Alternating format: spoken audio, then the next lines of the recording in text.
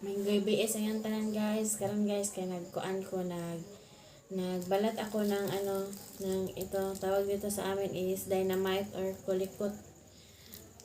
Iwan ko kung pagkapareho lang ba ito ng pangalan. Basta ang tawag dito sa amin is dynamite. Ito guys, binalatan ko ang dynamite kasi ibenta ko ito bukas kasi may foundation dito sa amin sa eskwelahan. Ito, binalatan ko at lagyan ko ito ng cheese at i-wrap ito sa lumpia wrapper. Kaya tignan nyo guys. Ganito lang ito.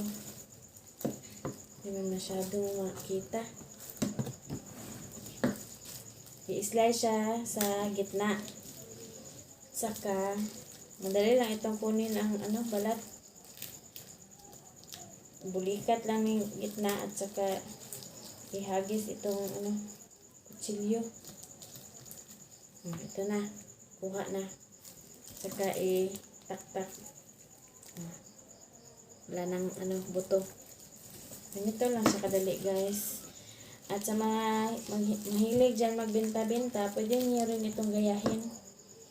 Kami po kasi guys ay nagbibenta kami dito sa aming night market dito sa amin sa Santo Tomas sa Davao. Tapos, pag may kanang event, katulad ng Valentine's, nagtinda kami doon sa park namin kasi naayon ka ng kalingawan. Tapos, bukas naman ay meron ding event sa paaralan. Kaya ito, trabaho ko ito ng gabi para bukas, maaga kaming magtinda doon.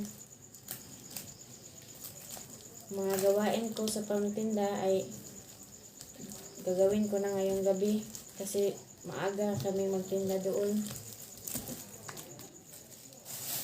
Balatan ko muna ito lahat guys, itong dynamite.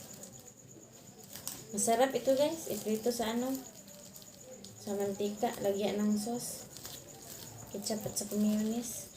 At kung pagkain-kain lang nyo sa bahay, pwede nyo ito lagyan ng karne, giniling karne, tsaka or manok, ganyan. At depende sa inyo kung ano ang ilagay nyo dito sa gitna. Masarap talaga ito guys. Ito, maanghang ito, pero meron ding kanang ibang klase nito na wala talagang anghang. Sarap ito at saka magbango. Madali lang ito sa akin magkuha ng buto nito kasi tagal na kaming nagtitinda nito. Almost 6 years na. Sa umpisa ay kanang hinahinay ba? Dandahan.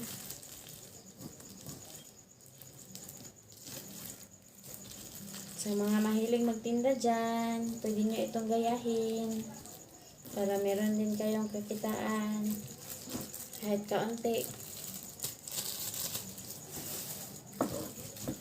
Balatan ko muna ito guys. Guys, nakalimutan ko, pag magbalat kayo ng guys, dynamite, dapat naka-shield yung kamay natin kasi maanghang itong dynamite. Pag hindi tayo naka-shield ng ganito, kagaya nito, cellophane, nangungunod talaga ang anghang sa kamay natin at masakit. Lalo na pag mainitan siya, mag-ulyap-ulyap. Ng Tagalog, ulyap-ulyap ng kamay natin. So, sobrang sakit. Kasi maanghang siya bang? Kasi ang maanghang, pag ng init, di ba? Lalong umaanghang talaga. Kaya dapat naka-shield yung kamay natin. Kasi maanghang.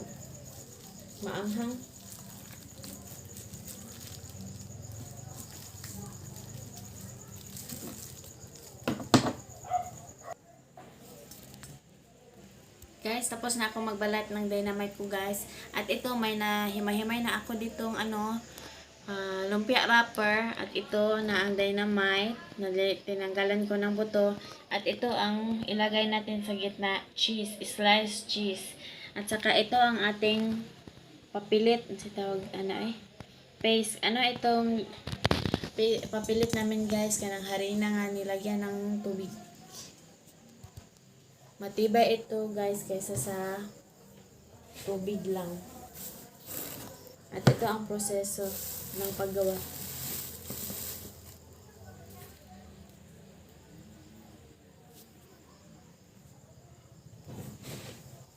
Kuha tayo ng isang lumpia wrapper. At saka pwede natin tanggalin na yung nakashare dito sa kamay natin.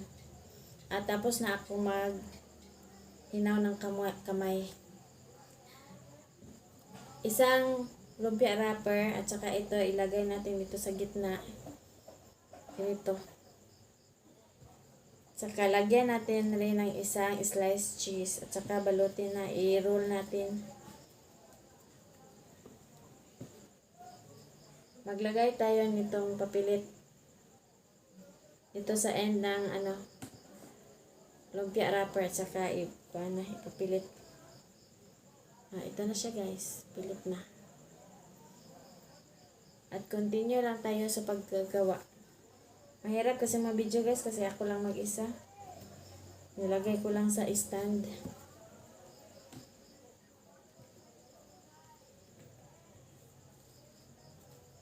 At tuloy lang tayong nito, balot hanggang sa maubos. Ang binta namin ito guys ay 4.20. 4.20. Madali lang man itong lutuin guys sa mantika. Kasi madali lang maluto ang wrapper at saka nitong dynamite. Madali lang ito maluto. Pagkatapos maluto guys, lagyan lang namin ng sauce at saka mayonnaise. Masarap na siya guys. At mabenta ito dito sa amin guys. Ang dynamite. Napakamahal lang dynamite ngayon guys. 130 ang kilo. Wala tayong magawa kasi mahal ngayon kasi tungkol sa palaging umuulan.